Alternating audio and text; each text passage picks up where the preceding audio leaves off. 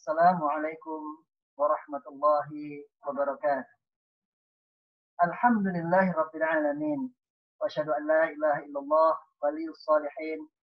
Wa asyhadu anna Muhammadan abdullahi wa rasuluh sayyidul anbiya'i wal mursalin.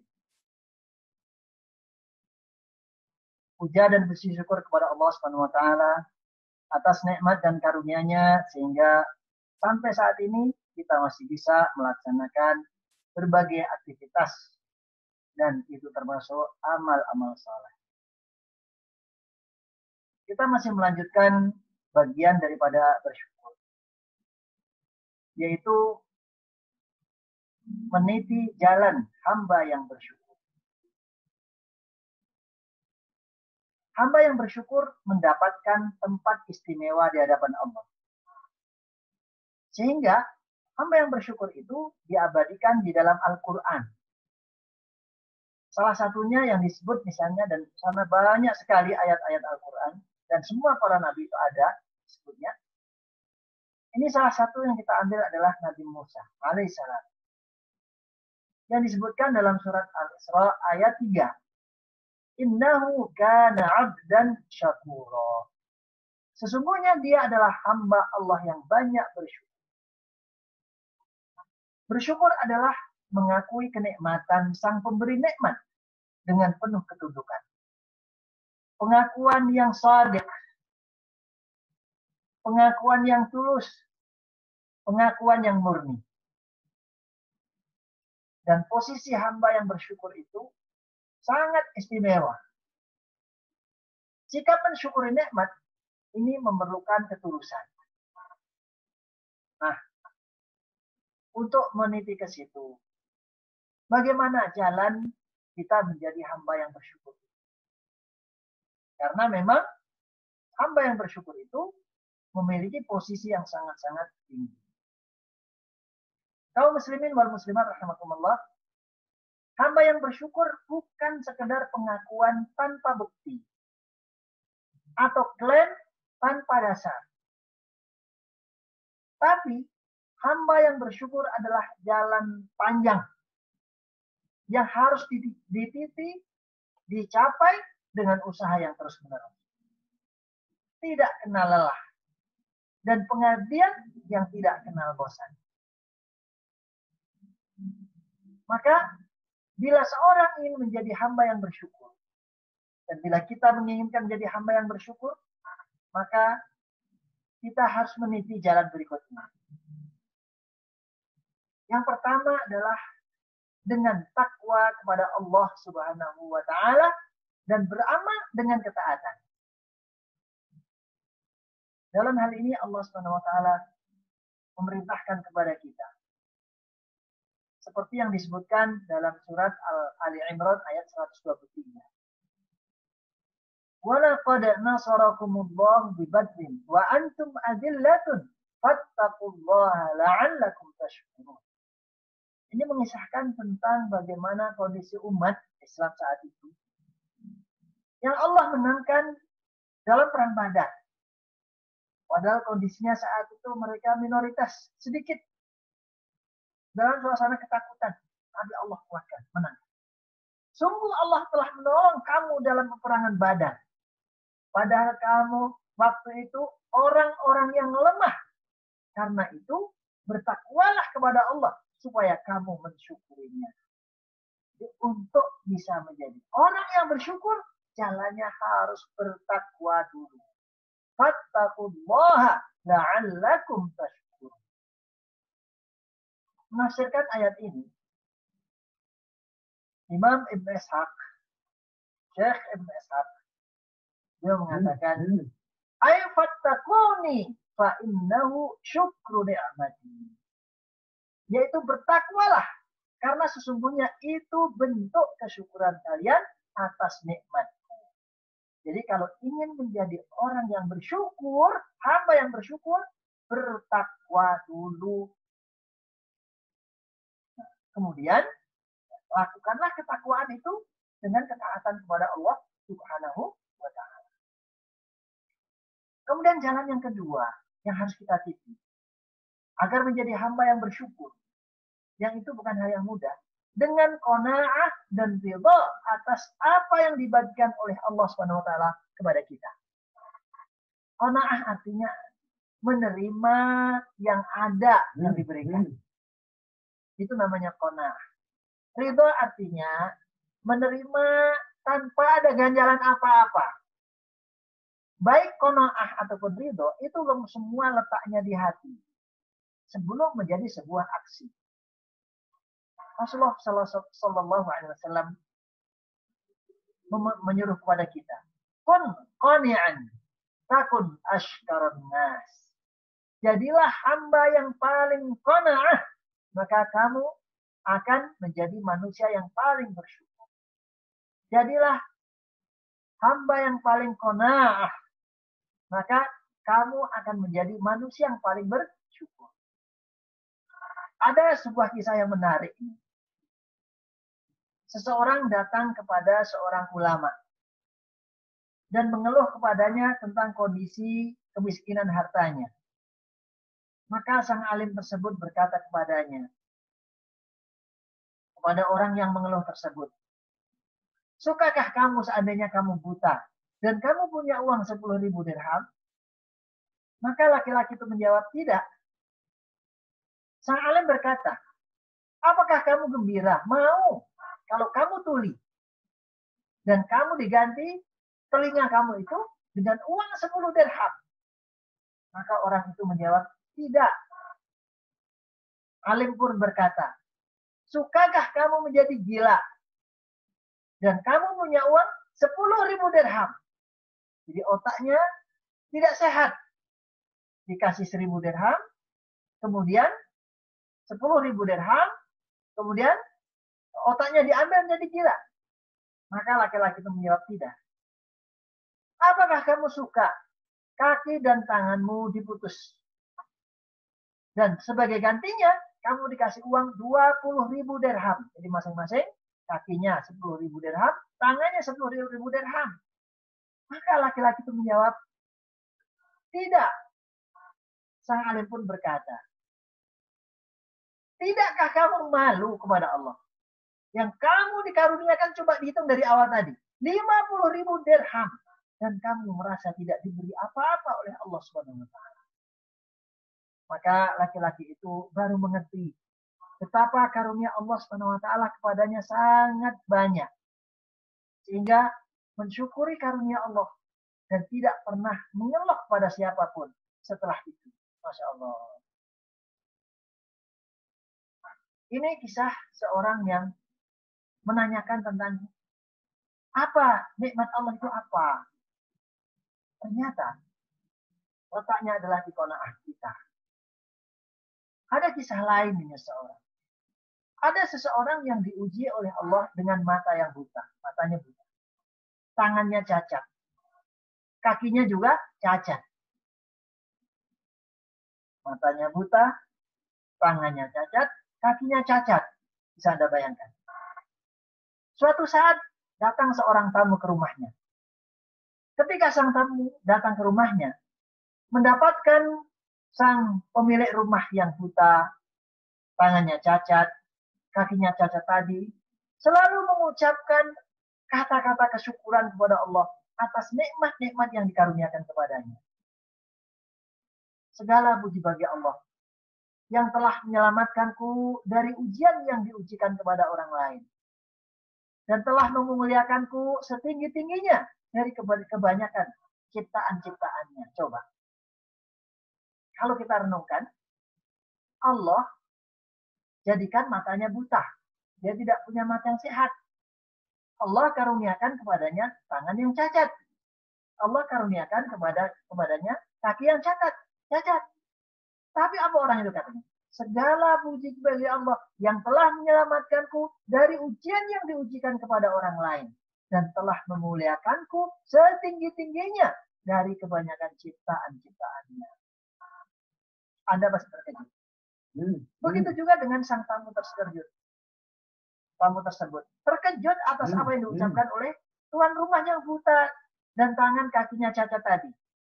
Maka heran dia bertanya, wahai saudara, atas nikmat apa kamu bersyukur kepada Allah dan memujinya. Sementara mata kamu buta, tanganmu cacat, kakimu cacat. Kamu bersyukur seperti itu. Maka orang tersebut menjawab, wahai saudara, aku bersyukur kepada Allah atas karunia-Nya kepadaku. Allah karuniakan kepadaku lisan yang senantiasa berzikir, yang selalu menyebut nama Allah SWT. Allah karuniakan kepadaku hati yang khusyuk. Dan Allah karuniakan kepadaku badan yang sabar menjalani ujian seperti ini. Masya Allah. Maka orang tersebut, sang tamu, merasa kagum, malu terhadap dirinya yang sehat. Itulah jalan yang kedua tadi, yaitu untuk mencapai sebuah derajat menuju kepada hamba yang bersyukur, qanaah atas karunia Allah Subhanahu wa taala. Kemudian berikutnya adalah dengan melaksanakan sholat duha. Ketika kita ingin menjadi hamba yang bersyukur, laksanakanlah sholat duha. Apa itu sholat duha? Sholat duha adalah sholat 2 rakaat, atau 4 rakaat, atau 6 rakaat, atau 8 rakaat yang dilaksanakan oleh seorang hamba ketika matahari setinggi sepenggalah. Ya, sepenggalah. Di sini Rasulullah SAW menyebutkan sebuah hadis yang diriwayatkan oleh Abu Dzar Al-Ghifari. Yusbihu ala kulli sulama min ahadikum shadaqatun. Wa kullu tasbihatin shadaqatun. Wa kullu tahmidatin shadaqatun. Wa kullu tahlilatin shadaqatun. Wa kullu takbiratin shadaqatun. Wa amrun bil ma'rufi shadaqatun. Wa nahyun 'anil munkari shadaqatun. Wa yujzi'u min dzalika rak'atani yarka'uhuma min ad-duha. Rawahu al-Bukhari wa Muslim. Setiap hari pada setiap sendi salah satu di antara kalian kewajiban untuk bersedekah. Maka setiap tasbih sedekah, setiap tahmid sedekah, setiap tahlil sedekah, setiap takbir sedekah, amar ma'ruf sedekah, nahi mungkar sedekah, dan semua itu bisa digantikan dengan 2 rakaat yang dilaksanakan pada waktu duha. Allah SWT karuniakan kepada kita sendi-sendi kita ini. Yang dengan sendi-sendi itu kita bisa menggerakkan. Sendi yang sehat tidak terasa sakit ketika kita gerakkan. Dan Allah SWT mewajibkan kepada kita untuk mensyukuri atas sendi-sendi ini, setiap sendinya melaksanakan sedekah. Sementara Allah karuniakan kepada kita 360 sendi. Berarti untuk menembusnya sendi yang sehat yang Allah karuniakan kepada kita ini tadi dengan 360 sedekah. Dan Allah sangat mudahkan itu. Senyum, sedekah. Kata-kata baik, sedekah. Tahlil, sedekah. Semuanya sedekah. Tapi ingat, setiap hari berapa? 360 sedekah. Sehingga bagi kita itu sulit bagi kita untuk melaksanakan. Setiap hari harus menembus sendi kita 360 sedekah. Namun Rasulullah SAW memberikan petunjuk kepada kita. Semua 360 tadi saya setiap hari tadi itu yang harus kita laksanakan untuk menembus sendi kita yang sehat. Cukup dengan 2 rakaat sholat duha. Masya Allah. Jadi melaksanakan sholat duha itu jalan menuju kepada hamba, meniti menuju hamba yang bersyukur. Berikutnya adalah dengan sujud syukur. Sujud kesyukuran kepada Allah SWT setiap kali mendapatkan nikmat. Dan sebenarnya kehidupan kita dari hari ke hari adalah nikmat dan nikmat. An Abi Bakrata 'an Nabi sallallahu alaihi wasallam annahu kana idza ja'ahu amru sururin aw busyira bihi kharra sajidan syakiran lillah. Dari Abu Bakar bahwasanya Rasulullah SAW setiap kali mendapatkan kebahagiaan atau berita yang menggembirakan, maka Rasulullah bersujud sebagai ungkapan rasa syukur kepada Allah Subhanahu wa taala. Kemudian berikutnya adalah dengan berdoa, memohon kepada Allah Subhanahu wa taala agar kita dikaruniakan kemudahan untuk bersyukur. Hal ini dikisahkan oleh Sayyidina Mu'adz bin Jabal radhiyallahu anhu. Bahwasanya suatu saat Rasulullah SAW bersabda kepadanya, "Aku wasiatkan kepadamu, wahai Mu'adz, jangan pernah engkau tinggalkan setiap kali selesai sholat untuk berdoa, Allahumma a'inni ala zikrika wa syukrika wa husni ibadah. Ya Allah, bantulah aku untuk selalu berzikir dan ingat kepadamu, dan selalu bersyukur, dan selalu beribadah dengan baik kepadamu." Jadi, agar kita bisa melaksanakan zikir dengan baik, melaksanakan syukur dengan baik, melaksanakan ibadah dengan baik, itu adalah dengan berdoa.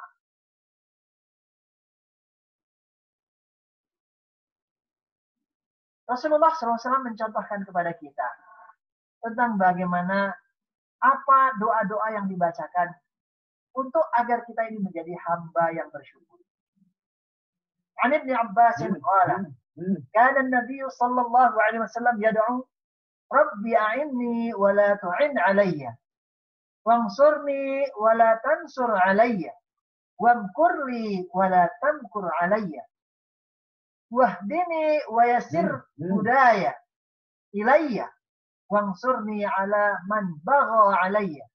Allahumma ij'alni laka syakiran, laka dzakiran, laka rahiban, laka mitwa'an, ilaika mukhbitan, aw muniban, Rabbi taqabbal taubati, waghsil haubati, wajib da'wati, wa thabbit hujjati, wahdi qalbi, wa saddid lisani, waslul sakhimata qalbi.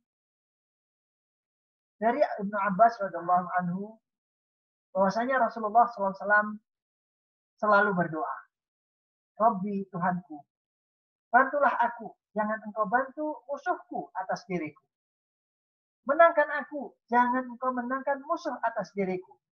Mudahkanlah petunjuk untukku untuk datang kepadamu. Dan menangkanlah aku atas orang-orang yang berbuat zalim kepadaku. Ya Allah, jadikanlah aku hamba yang senantiasa bersyukur kepadamu, senantiasa berzikir kepadamu, senantiasa takut kepadamu, senantiasa taat kepadamu, senantiasa kembali kepadamu. Wahai Tuhanku, terimalah taubatku, basuhlah kotoran-kotoran diriku, kabulkan doa-doaku, kuatkan hujah-hujahku, berikan hidayah pada hatiku, luruskan ucapanku, dan bersihkan noda-noda hatiku. Jadi, berdoa kepada Allah agar kita dijadikan sebagai hamba yang senantiasa bersyukur. Berikutnya, jalan meniti menjadi hamba yang bersyukur dengan tafakur atas nikmat-nikmat Allah Subhanahu wa taala. Karena apa? Dengan kita bertafakur, maka nanti kita akan merasakan betapa semua yang Allah berikan itu banyak.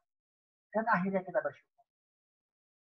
Dalam surat An-Nahl ayat 78 yang artinya, dan Allah mengeluarkan kamu dari perut ibumu dalam keadaan tidak mengetahui sesuatu pun.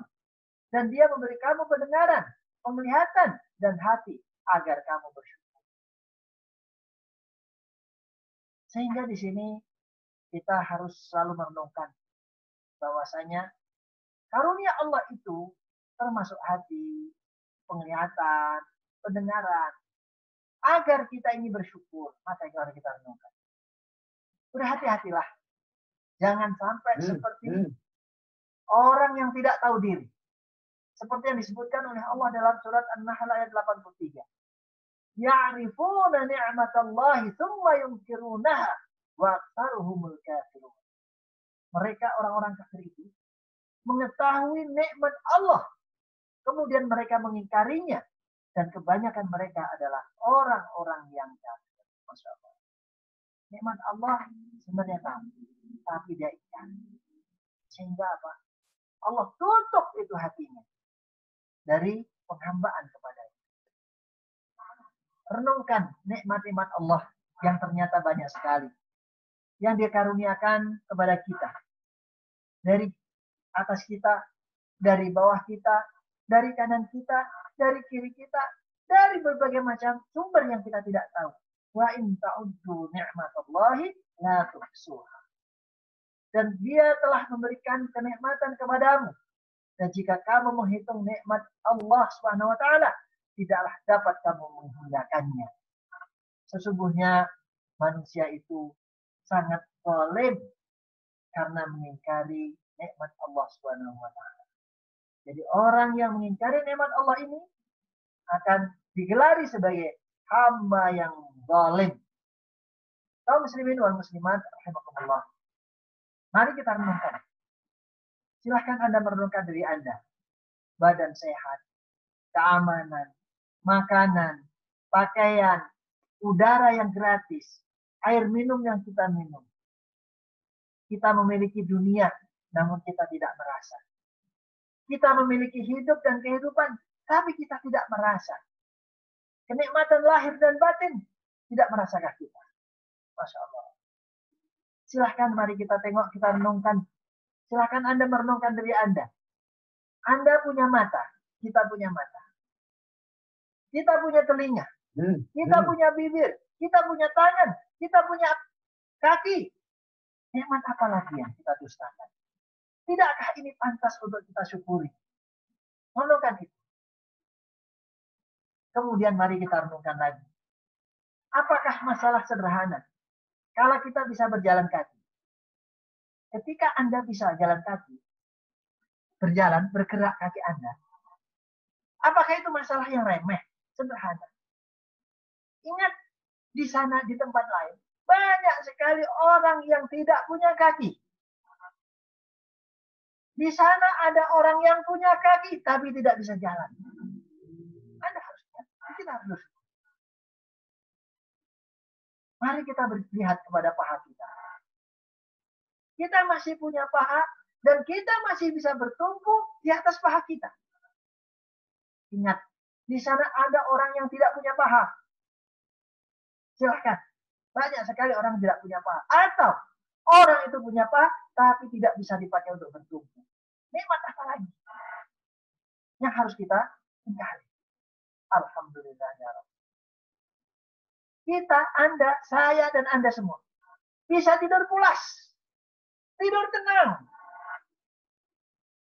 Lama lagi, berjam-jam lagi.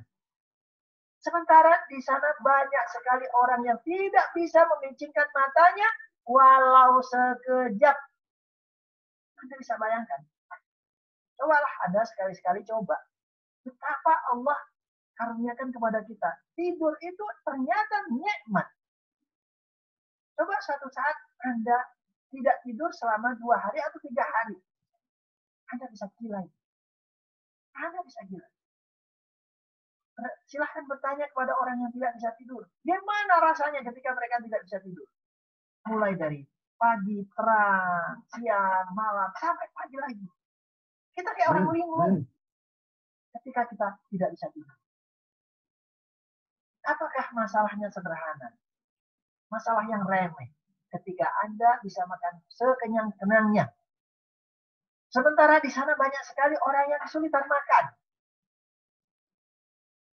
Apakah masalah itu sederhana dan remeh ketika Anda bisa makan lebih dari 2-3 macam jenis lauk? Sementara di sana ada orang yang tidak makan kecuali hanya dengan nasi. Tanpa lauk. Ketika kita bisa minum dengan nikmatnya. Sementara banyak sekali orang-orang yang kesulitan minum. Dan ada yang tidak bisa menikmati. Mari kita renungkan. Pendengaran kita yang normal tidak pandangan kita yang normal tidak buta. Silahkan lihat kulit Anda.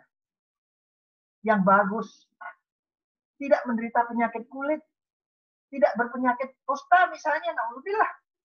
Nasallallahu alaihi. Masya Allah. Itu adalah nikmat yang luar biasa. Mari kita pikirkan. Mari kita renungkan. Kita pegang kepala kita. Di sana kita alhamdulillah dikaruniakan otak yang sehat. Dikaruniakan otak yang cerdas. Tidak cacat atau gila. Coba Anda lihat orang-orang yang Allah SWT tidak karuniakan otak yang sehat. Jadi orang gila. Masya Allah. Luar biasa. Kemudian mari kita renungkan. Apakah kita berminat? Apakah Anda ingin berminat? Menjual salah satu mata Anda dengan tumpukan emas permata. Ataukah ingin menjual dua-duanya dengan 2 tumpuk emas permata? Ataukah Anda berminat menjual pendengaran Anda dengan emas permata? Anda dikasih emas, tapi Anda tuli.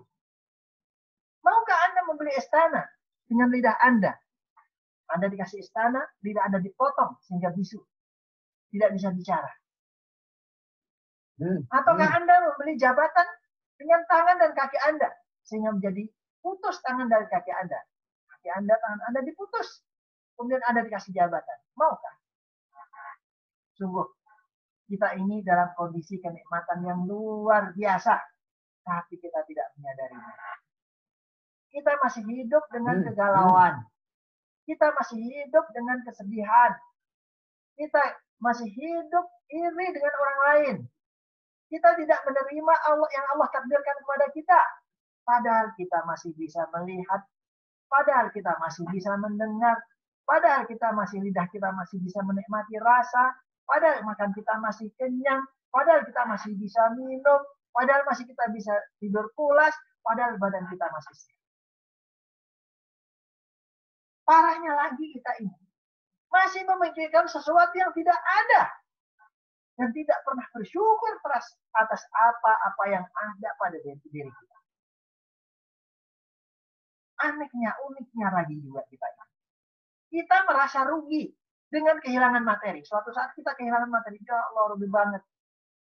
Padahal kunci kebahagiaan itu masih banyak sekali ada pada diri Anda. Masya Allah. Seolah-olah Allah cabut nikmat itu dari kita ketika kita kehilangan barang. Mari kita renungkan diri kita. Renungkanlah diri Anda satu persatu. Wa fi anfusikum afala tubsirun. Dan pada dirimu sendiri lihatlah.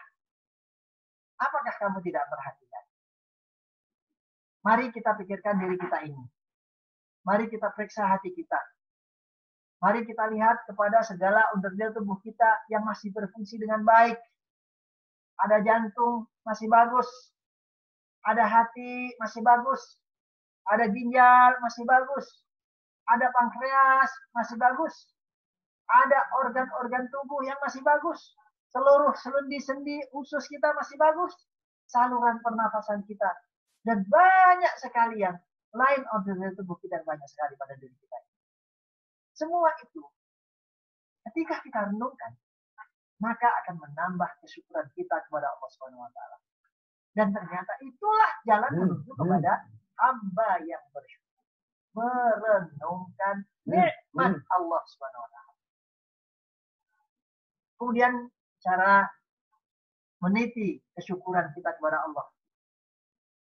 Berikutnya adalah berterima kasih kepada orang yang berbuat baik kepada kita. La yashkurillaha man la yashkurin nas. La yashkurullaha man la yashkurun nas. Tidaklah seorang hamba itu bersyukur kepada Allah ketika ia tidak tahu terima kasih kepada manusia.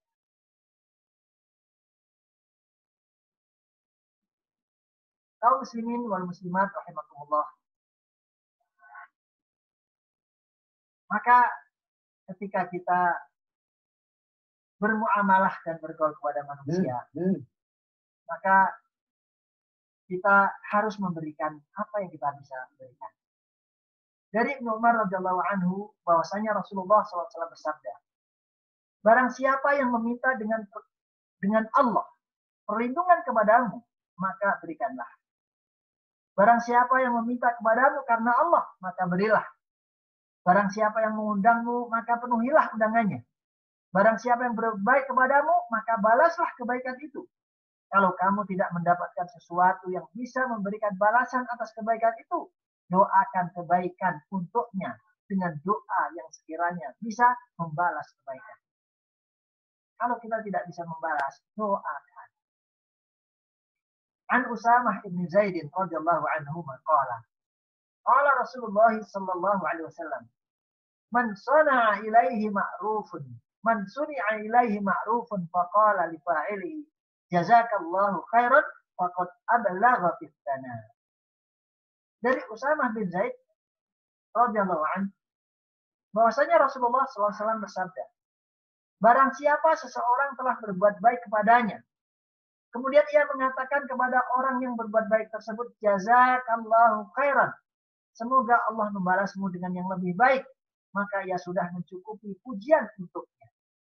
Jadi dengan mengucapkan berterima kasih, bersyukur kepada orang yang telah berbuat baik kepada kita. Sekiranya kita tidak bisa membalas setimpal seperti itu, maka doakan. Dan ucapkanlah kepadanya, jazakallahu khairan. Terima kasih. Semoga Allah SWT membalasmu dengan yang lebih baik. Kaum muslimin wal muslimat, rahimakumullah. Itulah tadi jalan meniti kepada syukur kepada Allah SWT. Menjadi hamba yang bersyukur ada jalannya. Barang siapa yang meniti jalan hamba yang bersyukur, dia akan sampai ke predikat hamba yang bersyukur. Barang siapa yang menginginkan menjadi hamba yang bersyukur, namun tidak mau meniti jalannya, laksana kapal yang ingin berjalan di daratan. Jalan menjadi hamba yang bersyukur sudah kita ketahui. Tinggal kita mau menempuhnya atau tidak. Semoga Allah SWT memudahkan kita jadi meniti jalan hamba yang bersyukur.